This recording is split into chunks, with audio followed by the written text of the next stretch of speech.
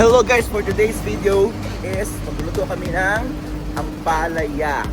Punta kami ng day to day, bili kami ng ampalaya at sika chicken. Yo, what up? So maghanap kami ng ampalaya na mas mura. Tsaka maghanap kami ng zinger na may offer. Kasi kamihan dito merong mura na zinger.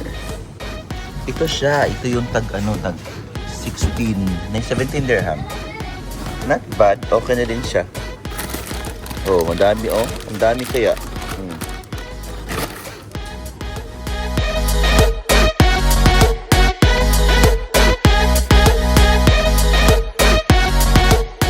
So, naghanap kami ng mura guys. Kasi guys, maraming ngayong sale dito talaga. Mura lang talaga ang mga dito nila, mga chicken. Ay, mahal. Wag yan. So guys, walang ampalaya. Wala silang gulay. So doon kami sa kabila, bibili na ng ampalaya doon. Kasi maghanap kami ng ampalaya for our lunch. So papunta kami ng Lulu kasi maghanap kami ng ampalaya. Kasi wala dito sa day to day. So dito pa ng kabila is meron namang Lulu. So maghanap kami dyan kung meron kami mahanap ng ampalaya. At saka manok. Sana meron silang sale, no? Offer ba? Super init ngayon guys. Grabing init. Huy! So dito na kami guys. Magbili kami, hanap kami kung merong saan merong available ang palaya. Ano na hirap.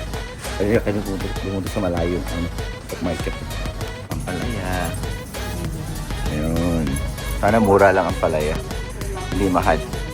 Meanwhile si Alvin, kumukuha ng ang palaya. Hanap ako ng manok.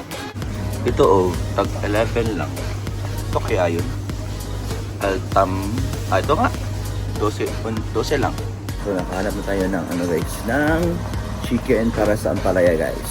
Guys, pinilikan namin ng chicken wing kasi tag 7 dirham lang. So mura lang. Yan. So ito na. Instead, breast. Ito na lang. Chicken na lang. Chicken wings na lang. Ibahid na kami guys.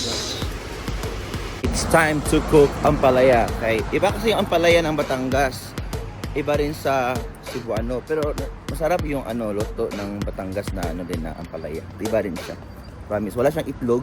More on na siya, meat, tsaka oyster sauce. Pero ang sarap talaga guys. Iba siya. Pakita ko sa inyo ngayon.